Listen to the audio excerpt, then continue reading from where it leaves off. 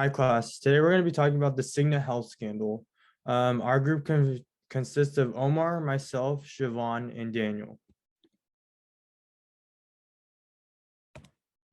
I'm going to begin by talking about the background of the company. Cigna was formed in 1982 after the merge of Connecticut General Life Insurance Company and the INA Corporation. The current CEO is David Cordani, and he's been the CEO since 2009, and their total amount of revenue is $160.4 billion.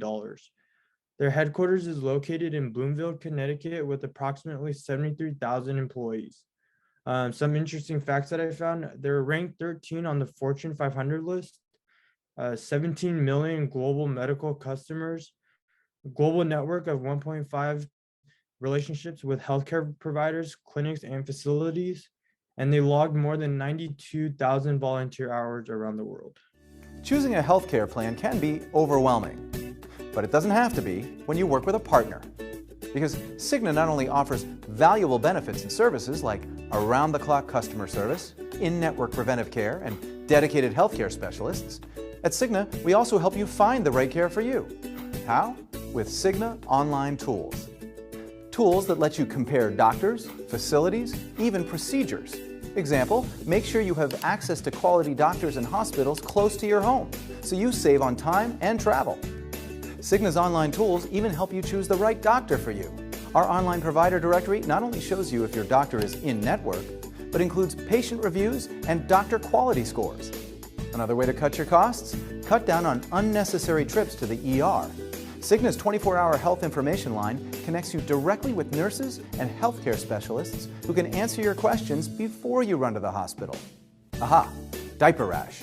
An emergency, but not an emergency. Plus, Cigna's mobile app even gives you instant access to your healthcare and claims information anytime, anywhere. And finally, Cigna's tools guide you to plans with deductibles, benefits, and features that match your needs and budget. Oh, it's Ralph calling. Hey, what's up, Ralph? Hey, what's up, Ron? How are you doing today? Doing pretty good, pretty good. How about yourself? I'm doing well. Quick question for you. Yeah. What are some ways we can increase our revenues? Well, I have one idea. Oh, really? What's that? Well, I've been thinking about our Cigna 360 plan, and we can actually incentivize our health providers to promote it, and then we can actually promote it as a deeper, more comprehensive physical exam, assessment, and conversation enabler, and it provides a full circle picture of our patients' current health and risks, and it improves their overall health outcomes. Wow, that's a really good idea. I also have one more idea, though. Oh, really? What's that idea? Well, we can falsify those patient records and falsify diagnoses that those patients have, and then it would actually increase the premium that they pay overall. Well, that's brilliant. Sounds kind of mischievous, but I like where you're going with this. Let's start developing a plan and start executing it. All right, sounds good. Let's do it. All right, thank you. All right, take care. Who was until recently a top executive at one of the biggest health insurance companies in the nation, who has now turned whistleblower and is one of the industry's most outspoken critics. And Ron actually went to visit with this man, see how it's changed his life. Well, that's right, Bill. For years, Wendell Potter worked his way to the top of one of the largest health insurance companies in the nation. As you said, this was Cigna.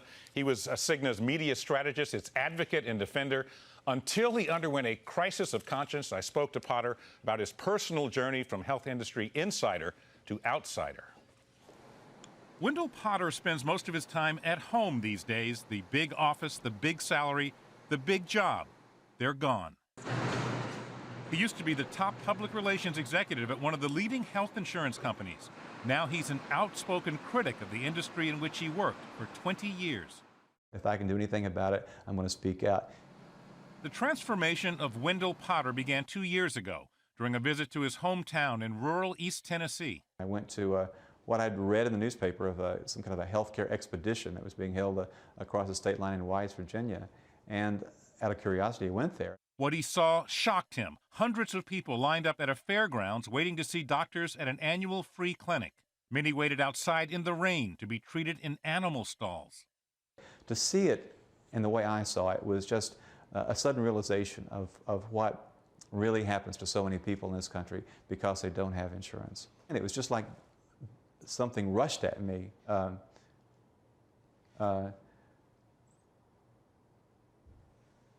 I just felt that I had been hit by lightning or something. Then, in late 2007, 17-year-old Natalie Sarkeesian needed a liver transplant, but Cigna declined to pay for it. Potter was the company's front man as the controversy raged. Eventually, the company relented, but it was too late to save Natalie. How did that affect you personally? It was just awful. He said to me, Alex, you know, I'm not very proud of what I'm doing. Soon after, Potter quit Cigna. He was 56 years old and did not have another job lined up. Potter's wife, Luella, worried about how they would get by. She was nervous, you know, she was worried about this. Of course, yeah, you know. She supports my dad, you know, but she was worried, yeah. For a year, Potter said nothing publicly that was critical of the healthcare industry, until the Obama healthcare reform plan and what Potter perceived as the healthcare industry working furiously to stop it. Last month, How did they fraud their patients? So they paid doctors to promote their 360 health screenings, advertising it as a full circle wellness checkup.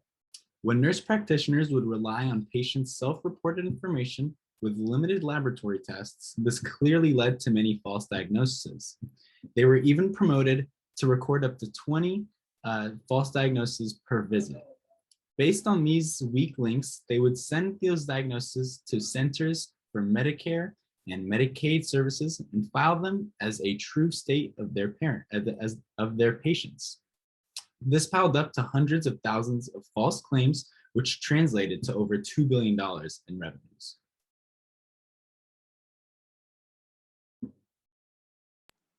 So what is the legal issue of this? The legal issue is that it's a federal False Claims Act. It is a federal law that makes it a crime for any person or organization to knowingly make false records or a false claim regarding any federal health care. Cigna was being sued for $1.4 billion because of false and fraudulent risk claim adjustments that were submitted to the Centers for Medicare and Medicaid Services between 2012 and 2017 using improper diagnostic codes under the International Classification of Diseases. Also, they're also called ICD codes. The ICD codes refer to health conditions of Medicare beneficiaries that did not exist, were not recorded in any medical records, and were not based on clinically reliable information. Cigna intentionally misrepresented health conditions so CMS could pay a higher monthly rate on the behalf of Medicare beneficiaries that were enrolled in Cigna's Medicare Advantage plans. What is the ethical issue about this? Cigna offered providers a $150 bonus per completed 360 visit. A monetary incentive can cause providers to push doctor visits that are not needed. Providers were also paid $1,000 for every 360 training they attended. The purpose of the training was to teach care providers how to leverage information to find high revenue diagnoses. An analyst for the company used data mining tool to target members with chronic diseases and the ones who had never received a 360 exam to increase profits. Moving on to positive business trajectory, Cigna promoted false diagnoses to receive more insurance premium and increase their profits. So we're going to cover, does this action violate laws or internal documents? Who's going to be affected? What cultural issues will the action impact? And will this breach the implied duty of integrity? So this action is a clear violation of the False Claims Act and the Centers for Medicare and Medicaid Services regulations. And who is affected is going to be the patients enrolled in their 360 health plan. The cultural issue is they targeted unsuspecting Americans and misdiagnosed them through their health screenings. And this action did breach the implied duty of integrity, as the Medicare beneficiaries and patients will be burdened with overpaying for insurance. This action falls under a barren trajectory and thus should not be taken. Their unethical actions, Cigna continues to thrive. And recently they tried merging with Anthem, which is Blue Cross and Blue Shield, but it was rejected by the courts due to anti-competitive effects. They would have became such a large company, it would have took over the industry. Despite the rejection, they continue to look for opportunities, and there's currently a pending deal with a Swiss company named Chubb for $5.75 billion and it's expected to close in 2022, I believe May. But as of right now, they're selling in Swiss countries, 7 of them. And if this company were to go through with the deal, Cigna would expand to Middle East, Europe, China, and a couple more places.